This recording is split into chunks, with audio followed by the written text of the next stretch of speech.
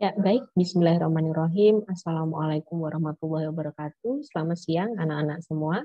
Hari ini kita akan membahas dan berdiskusi mengenai kerangka legislasi dalam kebidanan, gitu ya.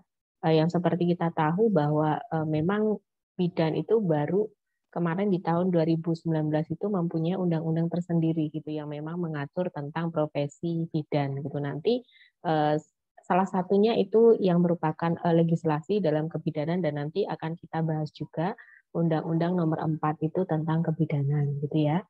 Baik. Selanjutnya.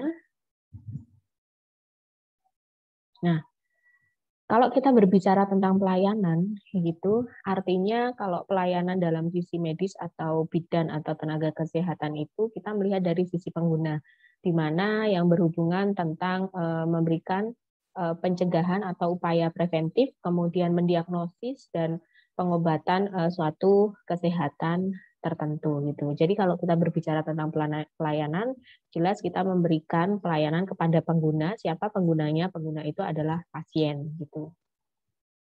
Nah, pelayanan ini sendiri menurut pasal 1 Undang-Undang Kesehatan Nomor 36 Tahun 2009, yaitu pelayanan kesehatan yang lebih mengarahkan pada objek pelayanan, yaitu pelayanan kesehatan yang ditujukan pada jenis upaya meliputi promotif tadi, kemudian preventif, kuratif, dan rehabilitatif. Nah, untuk sebuah pelayanan itu sendiri, jelas kita membutuhkan suatu legalitas, gitu ya, sesuai dengan kewenangan dan tanggung jawabnya, gitu. Kemudian yang kalau kita berbicara tentang legalitas itu, kalau kita bahas sebenarnya apa sih legalitas itu diambil dari kata legal, itu dari bahasa Belanda itu yang artinya syah, menurut undang-undang dan hukum, sehingga banyak sekali nanti undang-undang yang menaungi kita dalam memberikan pelayanan.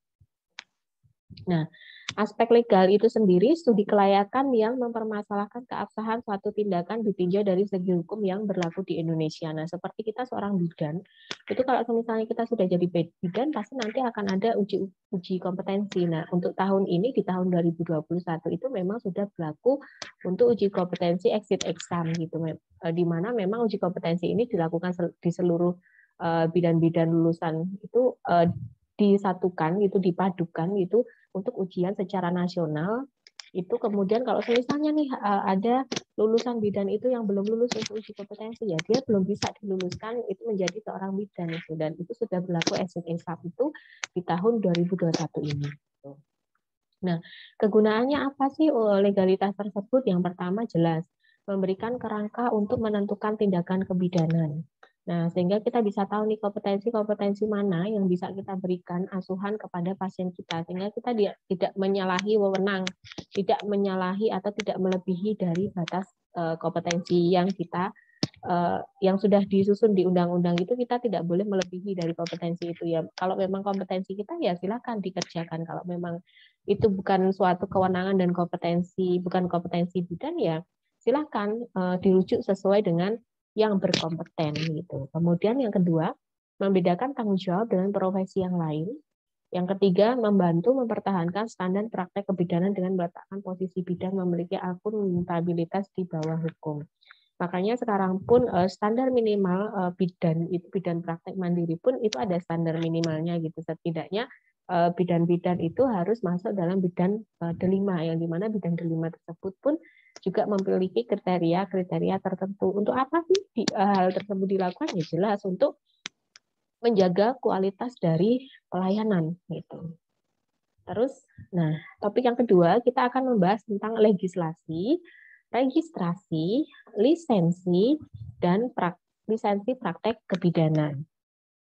Nah, latar belakang sistem legislasi tenaga bidan di Indonesia itu kita bisa berpedoman di Undang-Undang tahun 1945, yaitu upaya pembangunan nasional dengan pembangunan di segala bidang guna kepentingan keselamatan, kebahagiaan, dan kesejahteraan seluruh rakyat Indonesia secara terarah, terpadu, dan berkesinambungan. Ini semuanya ada di Undang-Undang Dasar 1945. Kemudian ada lagi tentang Undang-Undang Nomor 36 Tahun 2009 tentang kesehatan. Terus kemudian ada di sini Undang-Undang Nomor 44 Tahun 2009 tentang rumah sakit. Kemudian ada Undang-Undang Nomor 36 tahun 2014 ini tentang tenaga kesehatan itu. Ada juga Undang-Undang Nomor 5 tahun 2017 ini tentang aparatur sipil negara. Dan ini Undang-Undang Nomor 4 tahun 2019 ini tentang kebidanan, benar-benar yang mengatur profesi bidan itu ada di sini, itu yang memang baru keluar di tahun 2019, itu profesi kita itu dibuatkan undang-undang gitu deh. Dan ini yang harus kita benar-benar pegang gitu. Semua kompetensi-kompetensi apa saja yang harus kita berikan itu ada semuanya di sini, undang-undang ini. Undang-Undang Nomor 4 tahun 2019 tentang kebidanan ini. Nah, kemudian juga ada Undang-Undang Nomor 49 tahun 2019 ini tentang manajemen pegawai pemerintah dengan perjanjian kerja. Nah, terus kemudian di sini ada Permenkes Nomor 28 tahun 2017 tentang izin dan penyelenggaraan praktik bidan. Nah, ini adalah kebaruan dari dulu pernah ada Kemenkes dulu, Kemenkes RI nomor 900, Menkes SK 2002, kemudian diperbarui lagi dan ini yang terbaru mengenai izin dan penyelenggaraan praktik bidan. Jadi yang saya merah-merah ini adalah yang benar-benar harus kita pegang. Nah, yang ini di Permenkes nomor 28 tahun 2017 ini adalah tentang minimal bagaimana kita minimal standar yang harus dipenuhi gitu seorang bidan apabila akan menyelenggarakan bidan praktek mandiri gitu, akan membuka klinik di rumahnya. Itu ada persyaratan-persyaratan tertentu yang memang harus dipenuhi oleh seorang bidan tersebut gitu. Kemudian yang kedelapan adalah Peraturan Menteri Kesehatan Republik Indonesia nomor 290 garing Menkes garing per garing 3 2008 tentang persetujuan tindakan medis. Kemudian yang ke-9, Manual Persetujuan Tindakan Kedokteran KKI tahun 2008.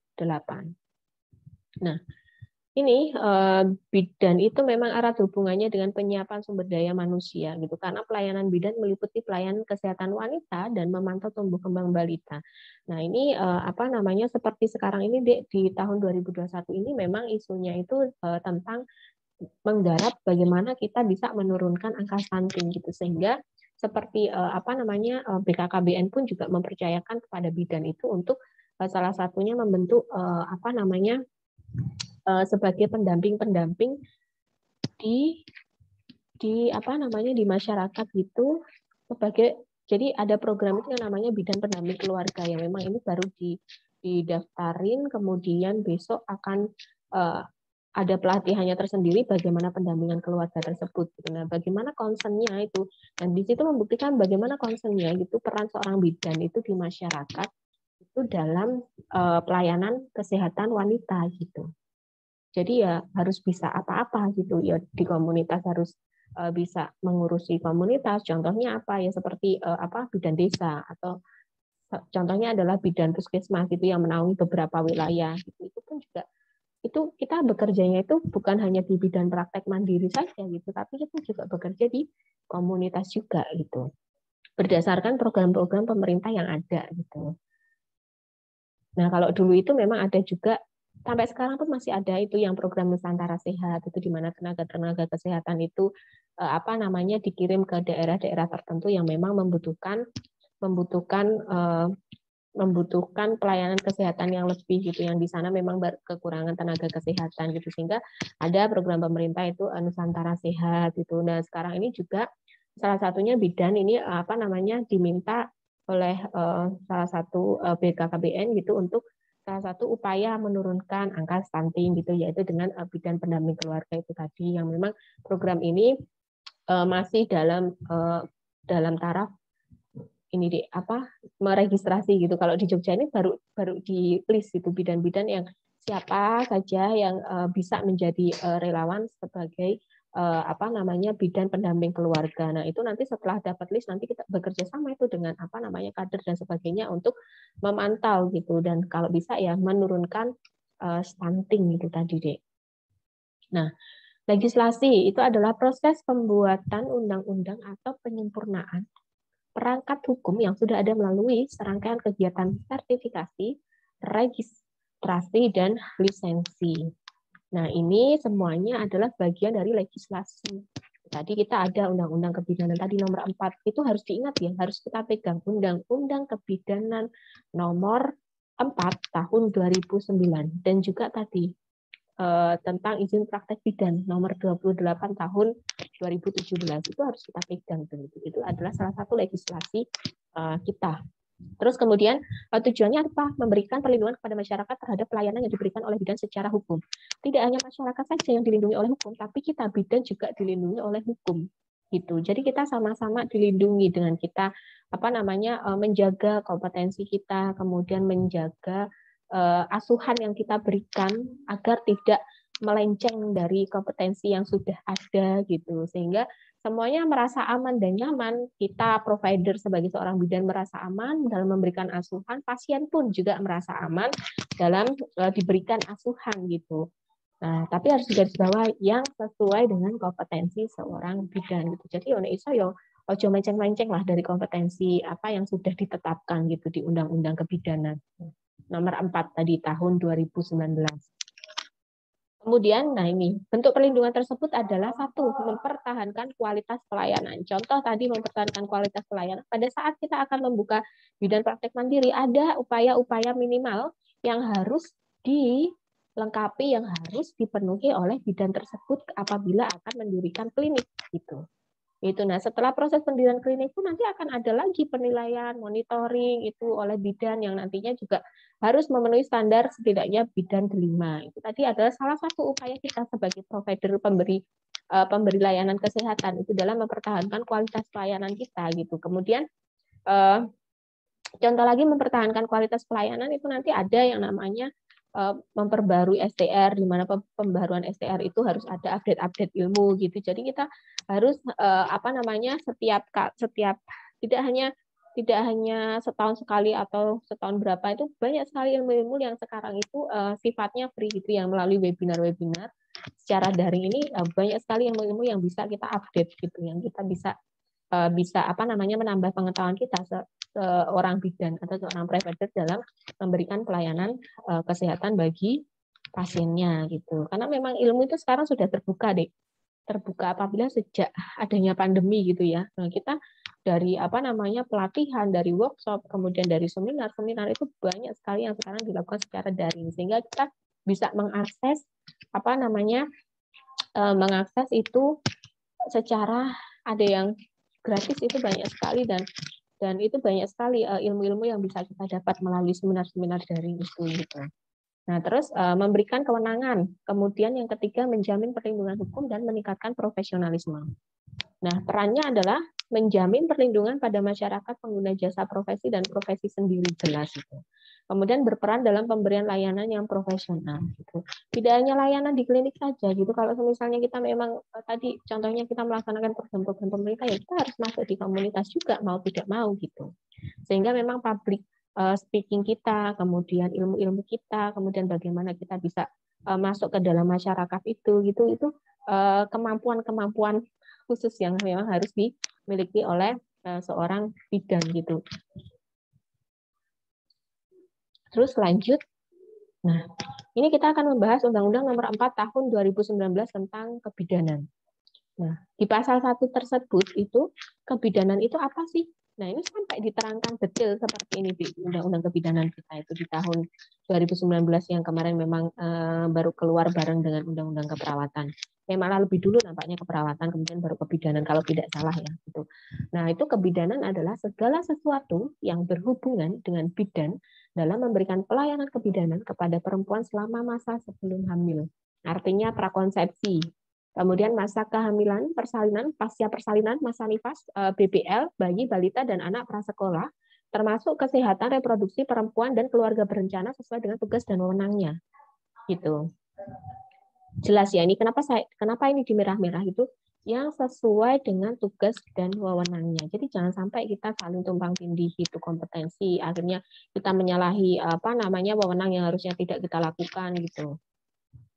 Nah, kemudian pelayanan kebidanan itu sendiri apa? Suatu bentuk pelayanan profesional yang merupakan bagian integral dari sistem pelayanan kesehatan yang diberikan oleh bidan secara mandiri atau kolaboratif dan atau rujukan. Gitu. Contohnya mandiri ya, kita tadi mendirikan klinik, gitu. Kita mempunyai bidan praktek mandiri. Nah, ini kita secara mandiri. Nah, Kemudian pun kita bisa juga berkolaborasi. Nah, apabila BPM tersebut sudah menjadi klinik pratama gitu, nah ini penanggung jawabnya sudah dokter gitu. Jadi ada penanggung jawab dokter tersendiri yang di mana nanti kita bisa berkolaborasi dengan dokter tersebut gitu. Dan atau rujukan, contoh dan atau rujukan ini adalah contoh kalau misalnya kita di lingkup puskesmas gitu ya. Di lingkup puskesmas itu nanti kita ada yang namanya rujukan secara horizontal gitu. Horizontal itu bagaimana? Rujukan di mana misalnya ada pasien itu ke ruang KIA untuk periksa kehamilan. Nah, kemudian kita akan mengupayakan pelayanan kebidanan yang secara komprehensif itu di mana ada layanan-layanan seperti konsultasi gizi, kemudian pemeriksaan gigi, pemeriksaan psikologis. Nah, itu di puskesmas tersebut kita memberikan rujukan, nanti pasien tersebut akan datang ke dokter gigi atau setelah ke dokter gigi akan datang juga tuh ke konsultasi gizi gitu. Atau akan datang juga tuh ke psikolog yang ada di puskesmas tersebut gitu. Nah, itu yang dinamakan tentang rujukan horizontal gitu. Nah, kalau misalnya rujukan ada juga rujukan vertikal. Rujukan vertikal itu rujukan yang seperti apa sih? Rujukan vertikal itu apabila kita itu sudah beda lingkup gitu. Semisal nih, kita mempunyai bidan praktek mandiri, kemudian kita melaksanakan asuhan berupa pertolongan persalinan, kemudian terjadi kegawat daruratan seperti perdarahan gitu. Nah, itu kita harus segera merujuk, mau tidak mau kita harus merujuk ke level pelayanan kesehatan yang lebih tinggi, ke vaskes yang tingkatannya lebih tinggi dari klinik, yaitu bisa langsung kita rujuk ke rumah sakit. Nah, itu jenis rujukan secara vertikal gitu. Jadi ada rujukan yang secara horizontal yang memang rata selingkup puskesmas itu tadi gitu. Ada juga rujukan secara horizontal di mana kita bisa jika terjadi kegawat daruratan, kita bisa tuh langsung merujuk itu ke ke vaskes yang lebih tinggi lagi gitu untuk memberikan atau untuk menangani kegawat daruratan ini yang tentunya sebelum kita rujuk kita harus menstabilkan dulu keadaan dari pasien gitu. Terus kemudian selanjutnya bidan. Bidan itu adalah seorang perempuan yang telah menyelesaikan program pendidikan kebidanan baik di dalam negeri maupun di luar negeri yang diakui secara sah oleh pemerintah pusat dan telah memenuhi persyaratan untuk melakukan praktik kebidanan. Nah, mahasiswa kebidanan itu pada masa pendidikan vokasi atau pendidikan profesi harus mengikuti uji kompetensi yang bersifat nasional. Itu tadi yang saya katakan itu tadi di UKOM yang memang sifatnya nasional itu. Jadi seluruh Indonesia itu soalnya ya sama gitu. Nah, sekarang sudah berlaku exit exam. Kalau exit exam itu artinya kalau belum lulus uji nasional, maka dia belum bisa lulus jadi bidan. Dia masih harus di kampusnya itu harus sampai dengan lulus baru dia dinyatakan menjadi seorang bidan gitu. Jadi memang harus sampai lulus dulu. Jadi dia belum dianggap lulus dari kampusnya kalau dia belum lulus dari kompetensi ujian nasional ini tadi gitu. Kemudian uji kompetensi sebagaimana yang dimaksud pada ayat 1 itu merupakan syarat kelulusan pendidikan vokasi atau pendidikan profesi. Nah, jadi seperti kalian yang sekarang ini sudah di S1 kebidanan, nanti kan kalian akan mengambil profesi. Nah, uji kompetensi ini akan dilaksanakan pada tahapan profesi gitu. Dan semoga yang kami doakan adalah semoga nanti kalian bisa lulus semuanya gitu pada saat di di ujian utama atau first taker ini gitu kalian langsung lulus sehingga tidak menjadi beban kalian sendiri dan juga tidak menjadi beban di institusi gitu. Kalau misalnya kalian tidak lulus ya kalian diinkrem dulu gitu. Kalian harus di kampus dulu di tenter itu agar kalian bisa lulus ke uji kompetensi nasional gitu. Terus kemudian uji kompetensi sebagaimana dimaksud dalam pasal 16 itu diselenggarakan oleh perguruan tinggi bekerja sama dengan organisasi profesi bidan, lembaga pelatihan tenaga kesehatan atau lembaga sertifikasi profesi tenaga kesehatan yang terakreditasi. Itu sekarang malah yang nasional itu kita langsung dengan Kemendikbud gitu. Kemudian uji kompetensi sebagaimana dimaksud pada ayat 1 ditujukan untuk mencapai standar kompetensi bidan. Nah, standar kompetensi bidan sebagaimana yang dimaksud dalam pasal 17 ayat 2 disusun oleh organisasi profesi bidan dan konsil berkoordinasi dengan Konsil Tenaga Kesehatan Indonesia. Kemudian standar kompetensi bidan sebagaimana yang dimaksud pada ayat 1 merupakan bagian dari standar profesi bidan yang disahkan oleh Menteri. Nah, itu tadi sehingga kenapa uji kompetensinya secara nasional yang artinya semuanya sama di Indonesia ini untuk melakukan ujian kompetensi ya soalnya sama gitu. Nah, tujuan uji kompetensi adalah penilaian penguasaan pengetahuan, sikap, dan keterampilan sesuai dengan standar. Kemudian, tenaga bidan memiliki kompetensi sesuai dengan standar. Tenaga bidan memelihara kompetensinya. Itu kenapa kita harus melakukan uji kompetensi. Nah, registrasi. Oke, registrasi, kita masuk ke tahapan registrasi ya sekarang ya. Registrasi ini adalah sebuah proses di mana seorang tenaga profesi harus mendaftarkan dirinya pada suatu badan tertentu secara periodik guna mendapatkan kewenangan dan hak untuk melakukan tindakan profesionalnya setelah memenuhi syarat-syarat tertentu yang ditetapkan oleh badan tersebut.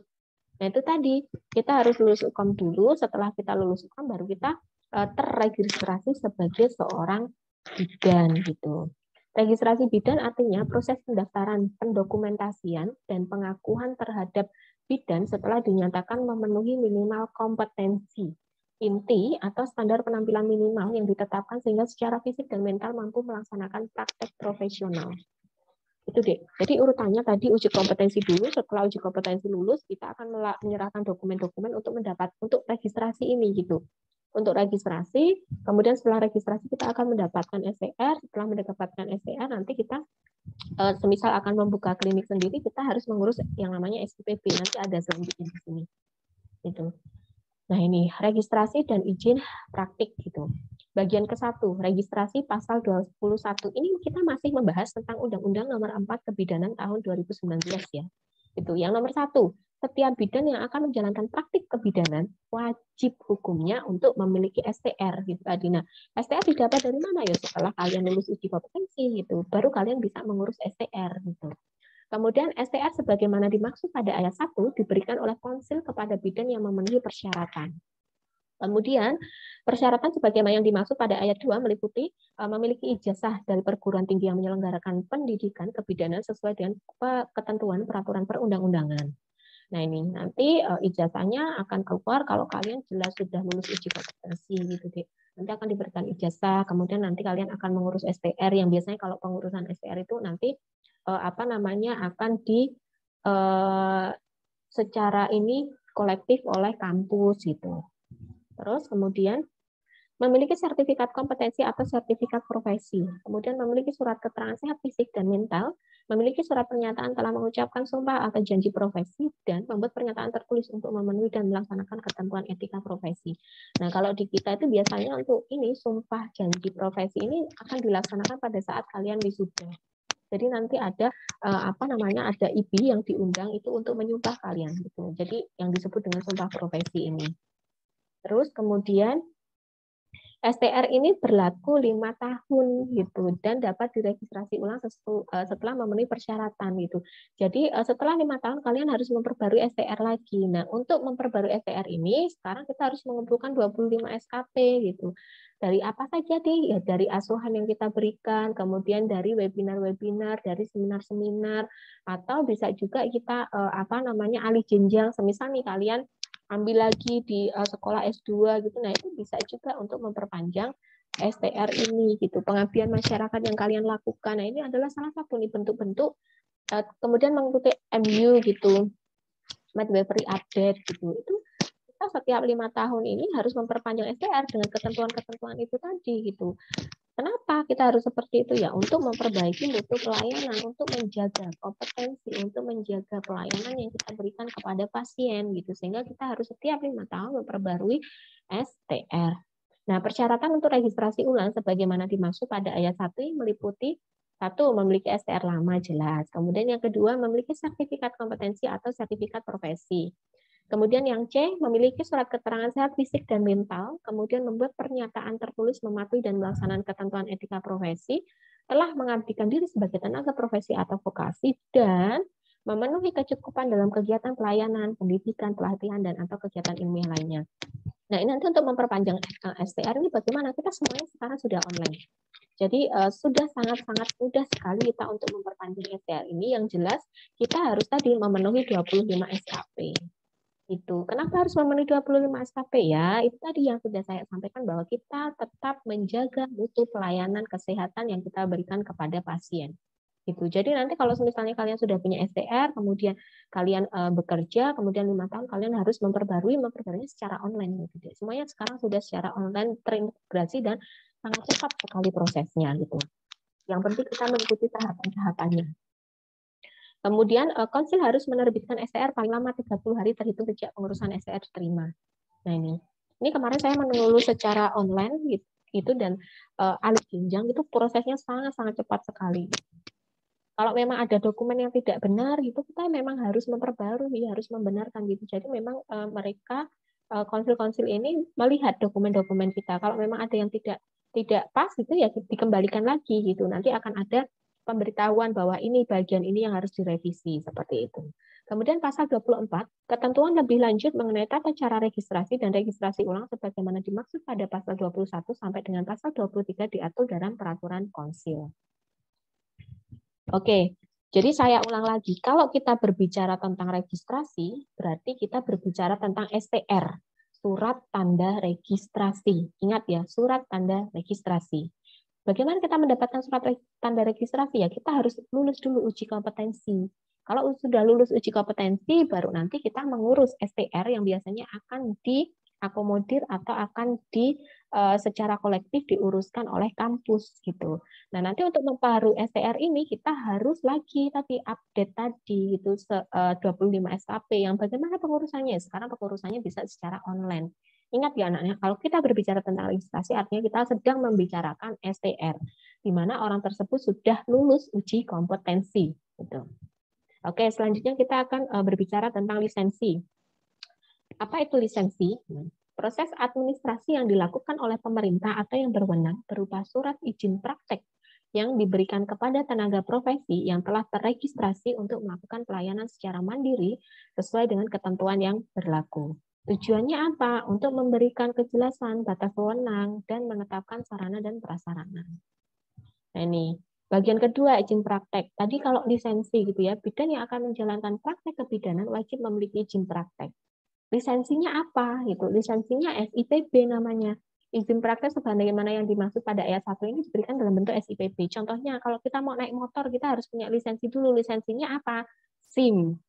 SIM C gitu kan. Kalau kita mau naik mobil, kita harus punya lisensi dulu. Lisensinya apa? SIM A gitu ya. Nah kalau lisensi kita, kalau kita mau membuka praktek, kita mau menjadi bidan, kita mau bekerja di rumah sakit, apa yang harus dilakukan? Ya kita harus mempunyai lisensi dulu. Lisensi kita apa? SIPB gitu. Gitu ya. Nah, SIPB sebagaimana yang dimaksud pada ayat 2 ini diberikan oleh pemerintah daerah kabupaten atau kota atas rekomendasi pejabat kesehatan yang berwenang di kabupaten atau kota tempat bidan dalam menjalankan prakteknya gitu. Nah, ini pemerintah daerah kabupaten atau kota sebagaimana yang dimaksud pada ayat 3 harus menerbitkan SIPB paling lambat 15 hari kerja sejak pengajuan SIPB diterima gitu. Untuk mendapatkan SIPB itu harus memiliki STR yang masih berlaku dan juga tempat praktik gitu. Kemudian SIPB berlaku apabila STR masih berlaku, kemudian bidan berpraktek di tempat sebagaimana tercantum dalam SIPB. Nah, apabila kita punya SIPB ini, kita bisa praktek di 2 tempat. Yang satu bisa di bidan praktek mandirinya kita, yang satu semisal kita sebagai bidan puskesmas, yaitu di bidan puskesmas itu, atau kita bekerja di rumah sakit, nah itu berarti kita bisa menggunakan SIPB itu di 2 tempat gitu, di bidan praktek mandiri dan tadi di rumah sakit. Sampai dengan sekarang ya aturannya masih seperti itu gitu. Terus bidan paling banyak mendapatkan 2 SIPB ini tadi yang sudah diterangkan. Contohnya 2 SIPB tadi ya SIPB-nya 1 tapi bisa dipakai untuk 2 tempat gitu tadi. Contohnya tadi kalau kita bekerja di rumah sakit atau kita bekerja di puskesmas artinya bisa tuh SIPB-nya itu digunakan di puskesmas atau di rumah sakit. Kemudian kita di rumah itu membuka praktek mandiri. Nah, SIPB-nya ini berarti dipakai di tempat praktek kita dan di tempat kita bekerja itu. Bekerja ya tadi contohnya bisa di rumah sakit, bisa di puskesmas, bisa di klinik gitu. Terus kemudian SIPB itu sebagaimana dimaksud pada ayat 1 itu berlaku untuk 1 di tempat PMB dan 1 di fasilitas layanan kesehatan selain di tempat PMB. Atau 2 praktek kebidanan di fasilitas pelayanan selain di tempat PMB. Kemudian SIPB tidak berlaku apabila bidan telah meninggal dunia jelas. Kemudian yang kedua habis masa berlakunya. Yang ketiga, dicabut berdasarkan ketentuan perundang-undangan. Yang keempat adalah atas permintaan sendiri. Contoh kalau yang dicabut berdasarkan ketentuan perundang-undangan itu bisa jadi kalau misalnya terjadi naudzubillah malpraktek dan sebagainya itu bisa jadi SIPP nanti akan dicabut gitu deh. Nah, itu kemudian di di pasal 28 ini itu membicarakan bahwa setiap bidan harus menjalankan praktek kebidanan di tempat praktek yang sesuai dengan SIPP. Artinya kita hanya bisa di dua tempat itu tadi menggunakan SIPP-nya. Gitu. Kemudian bidan yang menjalankan praktek kebidanan di tempat praktek yang tidak sesuai dengan SIPP sebagaimana dimaksud pada ayat 1 dikenakan sanksi administratif berupa apa? Teguran tertulis gitu. Kemudian yang kedua penghentian sementara kegiatan atau sampai dengan pencabutan izin sebagai SIPP-nya tadi sebagai seorang bidan tadi. Kemudian lanjut, nah ternyata sudah selesai.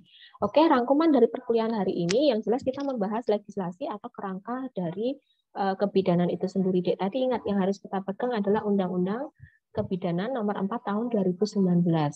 Kemudian yang kita pegang lagi adalah tadi Nomor 28 Tahun 2017 tentang izin praktek gitu. Nah, kemudian lisensi kalau registrasi tadi kalau kita berbicara tentang registrasi artinya kita berbicara mengenai STR. Surat tanda registrasi. Di mana sebelum kita mendapatkan STR tadi kita harus lulus uji kompetensi atau UKOM gitu. Baru kita mendapatkan STR. Setelah kita mendapatkan STR, kita contohnya bekerja di rumah sakit. Nanti kita harus membuat SIPP atau kita membuka bidan praktek mandiri, itu kita harus mempunyai SIPP. Jadi urutannya itu tadi ya, uji kompetensi, mendapat STR, kemudian kita bekerja mengurus SIPP. SIPP tadi bisa dipakai dua tempat gitu. Contohnya dua tempat, bisa di puskesmas atau rumah sakit, satunya bisa di bidan praktek mandiri, yang jelas di tempat dua praktek gitu. Oke, terima kasih. Sampai di sini perkuliahan kita pada sore hari ini. Terima kasih atas perhatiannya. Billahi taufik wal hidayah. Wassalamualaikum warahmatullahi wabarakatuh. Nanti kita lanjut diskusinya di e-link gitu ya.